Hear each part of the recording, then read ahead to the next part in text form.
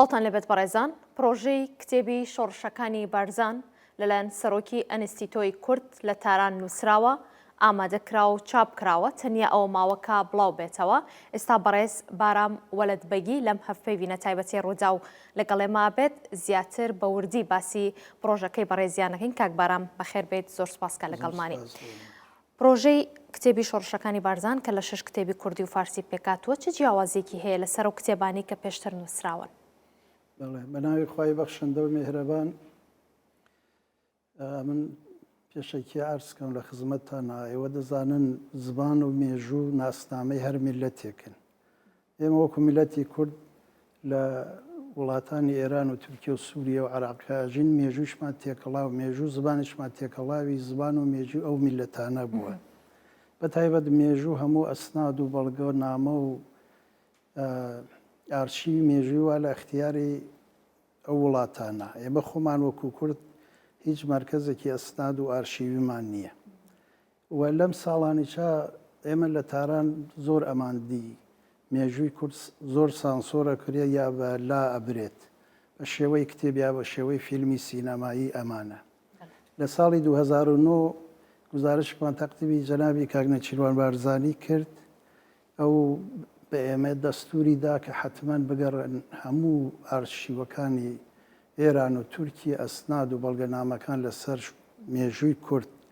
کۆکەنەوە بڵاوی کەنەوە بۆ ئەوەی جیلی ئەمڕۆ بەیانی کورد تێبگەن کە چی بەسەر میلەتەکەیان ناڕووە ڕووی داوە کەواتە چۆن لێ کۆڵینەوەتان لەسەر بەڵگەنامە ئێرانی و عوسمانیەکان کرد ئەمە مەسەلە ئەوەیە ئەمە شتێکمان هەیە بە ناوی تاریخنگاری نووسینەوەی مێژوو کە لە ئێرانە پێڵێن تاریخنگاری ئەوامانە حاکمانە و عالمانە ئەو مێژوانەی کە لە کوردستان و ئێرانە زۆرتر کتێب مێژوانەی کە چاپکراون زۆرتر ڕنگوبۆی حیزبی حکومیان هەیە پرۆژەکە ئێمە تاریخنگارێکی علمی و ئاکادمیکە چوین بە شێوەی بەڵگەنامە کارمان کردووە بەڵگەنامەکانمان لە ئەسناد مرکزی ئەسنادی عوسمانی و ئێران کۆ کردووەتەوە و لە بەرنامەیەکی نووسینەوەی تاریخنگاری بە شێوەیەکی ئاکادمیک داماڕشتووە و ئەم 6 کتێبەی تیا دەرهاتووە ئەمانە توانە وەکو ناسنامەی ملەتی ئەمە لە زانکۆکانە لە مەراکزی فەرهەنگی و مێژووی ئێران و تورکیا مێژووی ئەمە بە مێژووی کوردستان بە شێوەیەکی جوان و تازە دەربخەن کە ئێمەش ملەتێکین خاوەن مێژوویەکی دیارین بە تایبەت ئەم بەڵگەنامانە کە لەسەر شۆڕشەکانی بارزان هەیە یەکەم جار ئەم بەڵگەنامانەکەونە بەردەست و خەڵک دەیبینیە بۆیە پێویستە ئێمە سەتحی تاریخنگاریمان بووینە سەتحی تاریخنگاری وڵاتانی دراوسێ وەکو ئێران و تورکیە لەو نووسینەوەی سەتحی و حیزبی و منتەقەیە دەربین بیکەن بە شێوەیەکی ئاکادمیک و علمی ئێمە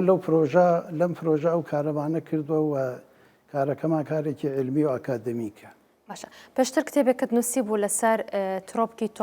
تۆفان کە کارکردن بوو لەسەر ڕۆژنامەکانی ئێران کە چیان لەسەر مەلا مستەفای بارزانی نووسیوە ئەگەر باسیەوە بکەین کارکردن لەسەر بەڵگەنامەکانی دەوڵەت لەگەڵ ڕۆژنامەکاندا چ جیاوازیەکی هەیە ئەو کتێبە یەکەم کتێب و کە ساڵی 2015 لەم پرۆژایی تعریفما کردووە چاپکرا جیاوازی بەڵگەنامەکانی ئەسنادی و دیوانی لەگەڵ ڕۆژنامەکانە جیاوازی ئەوەیە ئەو بەڵگەنامانە ئەدەبیاتی پێڵێن دیوانی و حکوومەتی وەزارەتی دەرەوە وەزارەتی ناوخۆ و ئەدەبیاتی حکوومەتی دەنووسرێنەوە ڕۆژنامەکان جیاوازن ڕۆژنامەکان گزارشاتی ژۆرنالیستی یا وتوێژە یا راپۆرتێکی ژۆرنالیستیە چاپ دەکرێن یا بە شێوەی خەبەردێن من بۆ ئەو کتێوە ڕۆژنامەی 50 ساڵی ئێرانم وەرەق داوەتەوە و بە شێوەی لە ناو کامپیوتر و ئەمانان نییەن بەڵگە وەرەقم داوەتەوە ئەو مەسایلانەی کە مربوط بە کوردستانە کۆم کردووە و لەو کتێبە هاتووە جیاوازیەکان ئێستا هەردوو بەڵگەنامەکەم ڕۆژنامەیەکە هەم بەڵگەنامەی مەراکزی ئەسناد وەکو دوو بەڵگەنامەی معتەبر لە مێژووە ئەمڕۆ لە دنیا ئیسفادەی لێ یەکەن و ئێمەش بۆ ئەم پرۆژە کەڵکمان لێ وەرگرتووە کاتی زۆری ویستوانە بەڵێ بۆ ڕۆژنامەکان زۆر سەختترە تا ئەسنادەکان لە ئێران لە تورکیا سیستەمین داواکەی پێت دەدەن ولی ڕۆژنامەکە بێ وەرەق ڕۆژنامەکان ئەم دێودێ بکە و ئەو مەسائلەی گەرەکتە تیا دەریبێنی. چه جیاوازێکی زۆر بنچینەیت بینی ینی لەسەر بەڵگەنامەکانی ئێران واروەها عوسمانیەکانیش لە بۆ نمونە لە بینینی شۆڕشەکانی بارزان واروەها ئەوەی کە هەبووە لەسەر شۆڕشەکانی بارزان جوڵانەوەکانی بارزان شۆڕشەکان دەزانن لە سەردەمی عوسمانی و قەجەرەکانی ئێرانە بنەماڵەی شێخانی بارزان و شەمزینان و ناهری سێ بنەماڵە لە شێخانی گەورە لە تەریقەتی نەقشبەندین. ئەم سێ بنەماڵە لە سێ بەشی کوردستانە مبارزەیان کردووە بۆ دفاع لە حقوقی میلەتەکەیان. جیاوازی ئەدەبیاتەکە لە نووسینەوەی ئەسنادا دوو ڕەوایەتی جیاوازە. ئێرانیەکان بە شێوەیەک ڕەوایەتیەکەن، تورکەکان بە شێوەیە. بەڵام جیاوازیەکی دیار کە هەیە لە بینی ئەو ئەسنادا لە هەردوو دەوڵەتەکە بەڵێ لە هەردوو دەوڵەتە. تورکەکان بە توندی کەلیماتی تون بەکارتێرن سەبارەت بە شێخ عەبدولسەلامی بارزان لە نووسینەکان. بەڵام ئێرانیەکان هەندێ ئارامترن، چون ئەو سەردەمە شێخ عەبدولسەلامی بارزان لە ژێر سەیتەرە و دەسەڵاتی ئیمپراتۆری عوسمانیا بووە. وڵاتێ بە ناوی عێراق وجودی نەبووە. ئەگەر باسی شێخ ئەحمەدی بارزانی بکەین کە بۆ نمونە ئەو یەکێک بووە لە خاوەن پێگە و کاریگەریە ڕۆحیەکان واروەها ژینگە پارێزی و سیاسێکی گەورەش بووە. بەڵگەنامەکانی ئێران زیاتر کاریان لەسەر کام لایەنی شێخ ئەحمەدی بارزانی کردووە؟ شێخ ئەحمەد وەکو عارفێکی خاوەن قەدر و مەنزەلەت و شخصێتێکە بە ڕەمزی مقاومەت ناوە بریە لە زیندان و تەبعیدا، وەکو ڕەهبەری معنەوی و کاریزمای شۆڕشی بارزان و شۆڕشی ئەیلول ناوی تێرن. ئەو پێگە معنەوی و پشتیوانی کە لە بەتایبەت لە شۆڕشی ئەیلولا کردوویەتی دەنگدانەوەی لە ناو بەڵگەنامەکانی ئێرانە زۆر دیار و سەرنجڕاکێشە. لەم شش کتێبی بەڕێستانە چۆن باسی مەلا مستەفا بارزانی واروەها شێخ ئەحمەدی بارزانی کردووە، بە تایبەتی لە کۆماری کوردستان لە مەهاباددا خوێنەر کاتێکم کتێبانە دەخوێنێتەوە هیچ شتێکی جیاوازە بینێت کە پێشتر نەیبینی بەیان نەیخوێنە بێتەوە؟ شێخ عەبدولسەلامی بارزانی کێکە لەو شخصیەتە گەورانەیە کە ئێمە نەمان ناسیوە. شخصیەتێکی گەورە کە خەلیفەی مەولانا خاڵدی نەقشبەندی بووە، لە خزمەتی مەولانا خاڵدی چا لە بارزان و سەفەری کردووە بۆ کوردستانی تورکیە و بۆ دیداری شێخانی نەهری. لە ئیمپراتۆری عوسمانیا یەکێ لەو شخصێتانە بووە کە ئیمپراتۆری عوسمانی زۆر ئیهتمامی پێداوە. هەتا ساڵی 1914 نیشانی ڕتبە چواری عوسمانی پێشکەش بە شێخ عەبدولسەلامی بارزانی کردووە و شخصیەتی خاوەن پێگە لەم بەشەی ئیمپراتۆری عوسمانیا. و شێخ عەبدولسەلامی بارزانێکی لەو شخصێتانەیە کە 118 ساڵ بەر لە ئێستا پرۆژەی ڕفۆرمی شەژمادەیی تەرح کردووە بۆ تەوسع و گەشەپێدانی کوردستان. زۆر مهمە. 1970 پرۆژەیەکی پێنجمادەیی ئەدا بە بابی عالی لە تورکیا بۆ حلی مەسەلەی کورد بە تایبەت ڕسمیکردنی زبانی کوردی. و لە سەردەمی شێخ عەبدولسەلامی بارزانی چایە لە مرکزی ئەسنادی ئیستانبول لە ئیمپراتۆری عوسمانیا بۆ یەکەم جار ناوی کوردستان لە ئەسنادی عوسمانیا دێت کە لەگەڵ ناوی شێخ عەبدولسەلامە کە بە نازناوی شێخی بارزان لە سەنەدەکانە هاتووە. و شێخ عەبدولسەلامی بارزان یەکەم کەسە کە سنووری کوردستانی بەزانەوە لە بارزانەوە دێتە ورمێ لەگەڵ دیدارەکە لەگەڵ سمکۆی شکاک لەگەڵ شێخی نەهریاوە لەگەڵ سمکۆ سەردانی قەفقازەکە و دیدارەکە لەگەڵ تێزاری ڕووس و داوای کۆمەکیان لەیەکا دژ بە حکوومەتی عوسمانی. باشە. باسی ڕۆڵی شێخ ئەحمەد بارزانی و مەلا مستەفا بارزانی و پێشمەرگە بارزانیەکان لە کۆماری کوردستان لە مەهاباد لەم کتێبەی تۆدا چۆن باسی زۆر هەمووی هەر ئەو لەو چوارچێوەدایە. شێخ ئەحمەد وەکو ڕەهبەری کاریزما و معنەوی بارزانیەکان لە کۆماری مەهاباد و لە شۆڕشی ئەیلولا پێشمەرگەکانی هاوڕێ شێخ ئەحمەد و مەلا مستەفا وەکو قارەمانانێکی ئەهلی شەڕ و ئەمانە ناویان دەبن بە تایبەت ئەو کارە مێژووی پەڕینەوەیان لە ئاراس کە لە مەراکزی بەڵگەنامەی و ئەسناد و ڕۆژنامەکانی ئێرانە زۆری لەسەر نووسراوە. حتا سەرۆکی ستادی ئەرتەشی ئێران لە ئێران سپاهبوودی پێژن ڕزمارە کە دوایش بوو بە سەرۆک وەزیرانی ئێران لە وەسفی بارزانیەکانە ئەڵێ من لە شی ئەحمەدم بیستووە کە بارزانیەکان ئەڵێن ئێمە هاتووینە دنیا بۆ مەبارزە بۆ میلەتەکەمان و لە پێناوی چای گیان بەخت بکەین. بەو شێوە وەسفی پێشمەرگەکانی بارزانەکە. لەسەر مەلا مستەفای بارزانی ترە وەکو ڕەهبەرێکی کاریزما وەکو ڕەهبەری جوڵانەوەی ملەتی کورد وەکو شەخسیەتێکی دیار لە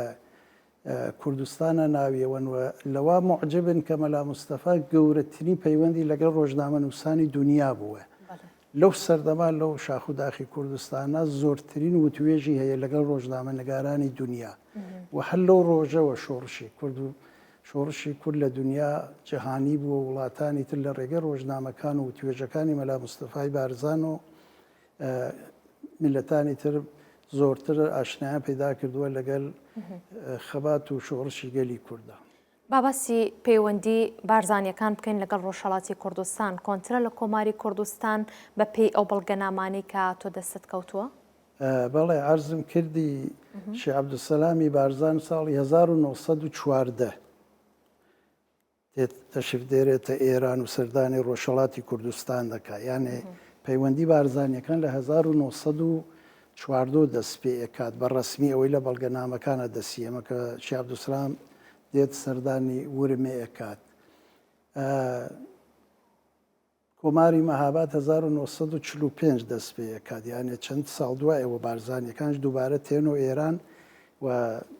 بە پێگە و نەقش و مبارزەی خۆیان لە هاوکاری لەگەڵ ڕۆژهەڵاتی کوردستانە ئیدامە ئەدەن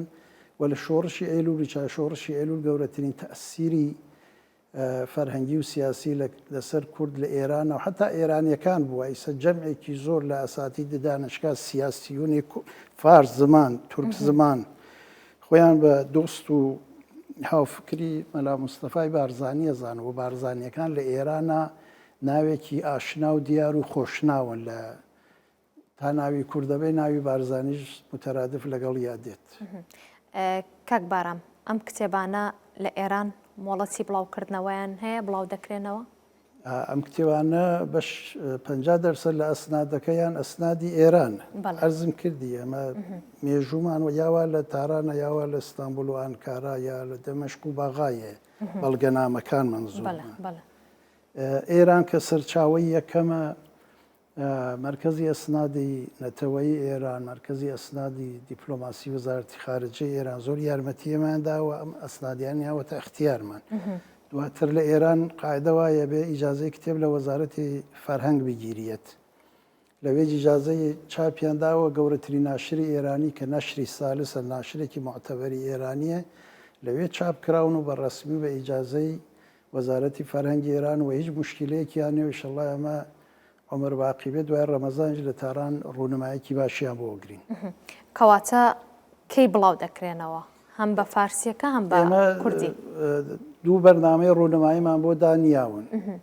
ڕۆژەکار بە یەکەوە کوردی فارسیەکەوان بە یەکەوە بەستم لە یەک کاتا بڵاوەکرێنەوە. یەک کاتە یەکەم جار لە هەولێر ڕوونمایان بۆ بکەین و دواتریش لە تارانە هاوکار لەگەڵ پیشانگای نێونەتەوەی کتێب لە تارانە ئەکەوێتە دوای ڕەمەزان. بەڵێ باشە. کاک بارام لەبەرەوەی کە تۆ ڕۆژنامەوانیت و وەکو ڕۆژنامەوانێک ڕووماڵی کیمیابارانکردنی هەڵەبجە واروەها کۆڕەوەکەشت کردووە و خۆشت پێشتر باست کرد کە کاریگەری چەکی کیمیایی هێشتا لەسەر تۆ ماوە ینی وەکو هەناسەدانت هێشتا ڕێگری هەیە لەوە بەباشی بۆ نمونە تەندروستیت هەر پێویستی بەوەیە کە چارەسەر وەربگریت. ئەمەوێت بزانم کا لەو ڕۆژانەدا چیت تۆمار کرد و چیت کردووە وەکو بەڵگە لەسەر هەڵەبجە؟ ئەوە دەزانن 1970 هەڵەبجە و شاری پاوە دراوسێن ڕاستە 6 کیلۆمتر فاسڵەیانە. شەڕەکە لە پاوە دەستی پێکرد بەرەو هەڵەبجە و دوای کیمیا بارانەکە خەڵکی هەڵەبجە زۆربەیان ئاوارەی ئێرامون بریندارەکانیان. ئێمە هاتینە هەڵەبجە خەڵکی لای ئێمە زۆر یارمەتیاندا بۆ دەفنی جەنازەکان. من ئەو کات هەواڵنێری خەبەرگوزاری پارس بووم لە ئێران وەکو هەواڵنێرێک و عکاسێک کاری هەواڵنێریمە کرد و دواتریچ کاری وێنەگرتن و عکس و وەختێکیش لە پاوە قەبرستانێک کە یە بە ناوی شوهەدای هەڵەبجەوە تعدادێکی زۆر لە شوهەدای هەڵەبجە زۆربەیان منداڵ بوون ئێمە جەنازەکانیمان جێبەجێ کرد بۆ قەبرستان و ئەوانە لەو فاسڵاو لە هەڵەبجە و لە هاتوچۆمانە ئەمن خۆشم تووشی کیمیایی بووم بە لەو سەردەما هەندێ ئەسناد و شتمان کۆ کردو بەڵام وەکو ئەمڕۆ زۆر لی نەبوو من دوو کتێبم پێشتر لەسەر هەڵەبجە لە سنە چاپ کردووە ڕاستە لەسەر مەسلەی هەڵەبجە ئێستا کارێکی پرۆفشناڵم ئەنجامداوە لە 2000 پەڕا هەموو ئەسناد و بەڵگەنامەکانی کە لە ئێران و لە دەرەوەی ئێران و لە وڵاتانی ئوروپایی و ئەمریکا لەسەر هەڵەبجە هەیە لە ڕۆژنامەکان و مەراکزی ئارشی و بەڵگەنامە کۆم کردووەتەوە ئەحساس دەکەم کارێکی گەورە و پرۆفشناڵ بێ لەسەر هەڵەبجە ئینشەڵڵا ساڵێکی تر لە ساڵیادی هەڵەبجە پەردەی لەسەر دادەین لە هەڵەبجە هەروەها لەسەر کۆڕەوەکە ئەو کات من هەر هەواڵنێر بووم لەگەڵ خەبەرنگارانی ئەمریکایی و ئوروپایی و ژاپۆنی ئەمانە مرەتەب سەردانی ئاوارەکانمانەکرد خەڵکەکەیش بەرەو منتەقەی پاوە و کرماشان ئاوارە بوو من نزیکەی 25 ڕۆژ تێکەڵاو بووین لەگەڵ کۆڕەوەکە و لەگەڵ خەڵکە هەروە لەگەڵ خەبەرنگارەکان و هەواڵنێران و عکاسانی ترە کاری خەبەریمانە کرد بۆ دەنگدانەوەی لە دنیا لەو سەردەمەی چا من خۆم هەر بە تایبەت کاری وێنەگریم کردووە لەسەر کۆڕەوەکە و ئەویش کتێوێکی فۆتۆژۆرنالیستیە بە ناوی گەشانەوەی بەڕوو لە ئاگردا هیوادارم بتوانم بۆ هاوینی ئەمساڵ چاپی بکەم و گەرەکمە لە شاری سلێمانیەش چون زۆربەی خەڵکەکە خەڵکی منتەقەی سلێمانیەوە لەوێ پەردەی لەسەر دابم ئەو ناوت بۆچی بۆ بژاردۆ ئەوە تەوسیفی کۆڕەوەکەیە و ئەو زەحمەت و چەند مەسەریە کە تووشی ئەو خەڵکە بوو لە کۆڕەوەکە وە بوو بە وەسیلەیە کە سازمانی ئومامی متحیدە قەتنامە لەسەر کوردستان سادر کە و خەڵک بگەڕێتەوە کوردستان و چەند ساڵی دوای ئەوەی حکوومەتی هەرێمی کوردستان دروست بێت و ئەم دەستکەوتەیە کە ئەمڕۆی بینین دوای 30 ساڵ کە لەخوا بەزیاو بێ وڵات ئاوەدانە و ئیشەڵڵا خەڵک بە شادی و بە شادمانی بژی تر دووچاری کۆڕە و کیمیاوی نەبێت ئینشاءڵڵا کاک بارام بەڕێستان سەرۆکی ئەنستیتۆی کوردن لە تاران چۆن دامەزرا لە ئێران من پێشتر لە سنە کاری ڕۆژنامە نووسی و کاری فەرهەنگیما کردووە لە تاران هیچ مەڵبەتێکی و مەرکزێکی فەرهەنگی نەبوو من ساڵی 2000 لە ئێران ئیجازەم وەرگرت لەوێ ئەنەسیتۆی کوردم دامەرزاندەوە وەکو ئەنجیۆیەکی فەرهەنگی وەکو مەڵبەندێکی فەرهەنگی بۆ مەسلەی کورد و کوردستان بە ڕۆژنامەگەریۆ لەوێ کارمان دەست پێ کرد گۆواری کوردستانمان بڵاو کردو یەکەم جار یەکەم ڕۆژنامەی کوردی بە ناوی ئاشتی لەوێ بڵاو بووە چەند گۆڤار و مەجلەی ترمان چاپ کرد کە بەداخەوە هەمووی داخرا بەرحاڵەوێ مەڵبەتێکی فەرەنگیە لە چەند بەش پێک هاتووە ئیسا بەشی نووسینەوەی مێژووی ئەکتی و فعالە ئەوە ئەم پرۆژە مێژوویانە ئەوە کاری هەڵەبجە و کۆڕەوەکە کارنامەی ئەنەستیتۆن کە لەم 1-2 ساڵی ئەخیرا ئیشەڵڵا کەواتە ئێستا شەر لە کارانیانی ئەتوانن چی تارانە و ئیشوکارەکەین و ئێستا شرایەتی ئێران شرایەتێکی نۆرماڵ نییە بۆ ئیشوکاری فەرهەنگی نەکرد ئێمە زۆر لە مەراکزی فەرهەنگی بۆچی وایە چی ئاستەنگە ئێران تەحریمە خەڵک کێشەی ئابووری اقتصادی هەیە بەشێکیش سانسۆر و مەحدودیە لەسەر فعالیەتی فەرهەنگی و چالاکی مەدەنی لە ئێرانە هەیە کە ئێمەی چی گرتووە تۆ زۆر ناتوانین بەرحاڵ چالاکی بکەین لە تارانە فعلەن هیوادارین تەحولاتی ڕووبا بتوانین ئەو فەزا بکرێت و ئێمەش واردی چالاکی سیاسی بن چون من خۆم ئەندامی ئەنجومەنی سنفی ڕۆژنامەنگارانی ئێرانم حتا ئەنجومەنی سنفی ڕۆژنامەنگارانیش داخراوە یعنی ئەمە کۆبوون و شتەکانمان هەر زمانێک لە شوێنێکە ئەنجامە دەین ڕۆژنامەکان هەندێک مەحدود بوونە تۆ هیوادارین ئەم ڕۆژگارە کۆتا بێ زووتر تەواو و ئێمەش بتوانین لە بەشی ڕۆژنامەنگاریە دووبارە بین و خزمەتی ملەتەکەمان لە بواری فەرهەنگیدا تاوەکو چەند تێکەڵبوون و ئاشنایەتی هەیە لە نێوان ڕۆشنبیرانی کورد لەگەڵ ڕۆشنبیرانی بۆ نمونە ئێران و ڕۆژهەڵاتی کوردستانیش پێشتر هاواهەنگی هەبوو هاتوچۆ سەردان هەبوو ئێستا هەروە ماوە ئێمە یەکەم من خۆم ئەو تێکەڵاوی فەرهەنگی و دیپلۆماسی و پەیوەندی فەرهەنگیمە لەگەڵ لە کوردستانی ئێرانەوە بۆ کوردستانی باشوور لە ساڵی 1996 و یەکەم جار ئەمن دەستم پێ کردو ئێمە لەو ساڵانە 35 وەفدی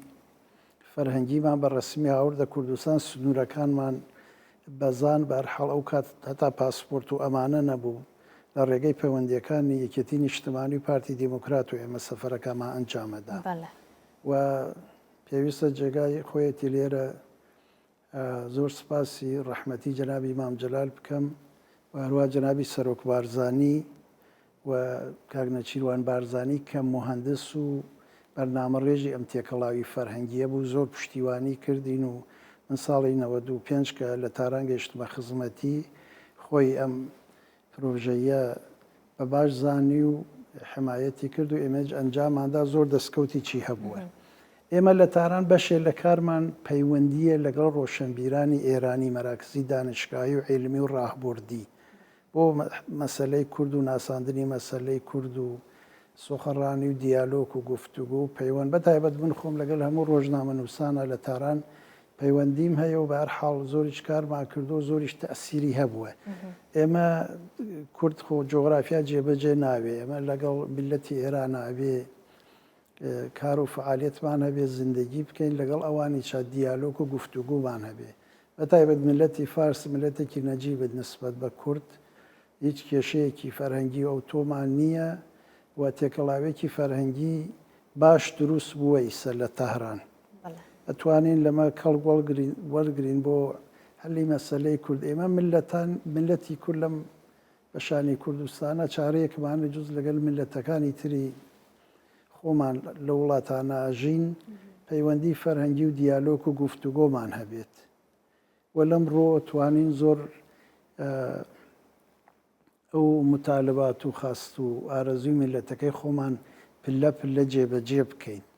ئەمن لە وەزعێتی مەوجود ڕازی نییە بەڵام چارەیەکمانیە ئەبێ خۆچمان تەلاش بکەین ئەوە خەباتی 5 ساڵی جەمعێ لە مامۆسایانی زانکۆ مێژونووسانی کووردە لە ڕۆژهەڵاتی کوردستان کە لەگەڵ ئەنەسیتۆی کووردا کارەکەن توانیمانە مەسەڵەن پرۆژێکی ئاوا تەقدیم بکەین ئەگەر تێکەڵاوی دیالۆکەکە بە شێوەیەکی باش و ڕێک و پێک بێ ئینسان نەتوانێت لە کارەکانی نەتیجە بگرێت غەیرەز ئەمە بەداخەوە بە سەمت و سوی شەڕ و اختلاف و ئەمانۆ کە هەر لە نەتیجا ئێمە زەرەرەکەین بەڵێ زۆر زۆر سپاس دەکەم بەڕێز بارام وەلەت بەگی سەرۆکی ئەنستیتۆی کورد لە تاران زۆر سپاس کە لەمە فەوینە لەگەڵ ئێمە بووی مەمنووتە من حەزەکەم بۆ ئەم پرۆژەیە یادی دوو کەس لە هاوڕێیانی خۆم بکەم لێرە یەکیان ڕەحمەتی کاک دڵۆڤان بارزانی بوو کە لە چاپی یەکەم کتێبە کە بە فارسی بوو پەیوەندی لەگەڵمانە زۆر بوو بۆ مەسلەی ئەسناد و ڕۆژنامەکان و ئەمانە دواتر من پێشنیازم کرد کە لەم پرۆژەی 6 جڵدی لەگەڵمان نابێ بۆ بەڕەسی ئەسناد و ئەمانە ئەگەر بیر و بۆچوونێکیان هەیە نەزەرێکی هەیە ئەمە ئیسفادەی لێ بکەین بەداخەوە لە سەرەتای دەستپێکردنی پرۆژەکە ئەوان بە ڕەحمەتی خوا چوون و من حەزم کرد لێرە یادی بکەین و هەروە بەڕێز کاک بەختیار شاخی جەنابی سەرۆک بارزانی کردی بە مەسئولی ئەم پرۆژە لێرە کە ئەویش لەگەڵ ئێمە زۆر زەحمەتی کێشا و منویستم لەم ڕێگۆ تەشەکر بکەم چونەمە کارێکی جەمیە هەر کاری من نییە من جەمێکی زۆر لەمە نەقشمان بووە و بە هەر حاڵ من سەرپەرستیم کردووە و هیوادارم لە پرۆژانی ئایندەی چاڕوا بە هاودەنگی و هاوکاری بتوانین خزمەتی میلەتەکەمان بکەین. سپاس بۆ ئێوەش کە کاتتانی اختیاری ئێمە. بەخێربێت سەرچاو زۆر سپاس دەکەم کاک بارام ئێمەش چاوەڕی بڵاوکردنەوەیەکەین زۆر سپاس کە لەگەڵمان بووی دەستە خۆش بێت. بەخێربێت بۆ ڕوودا و سپاس. سپاس بۆ ئێوەش بەڕێزان.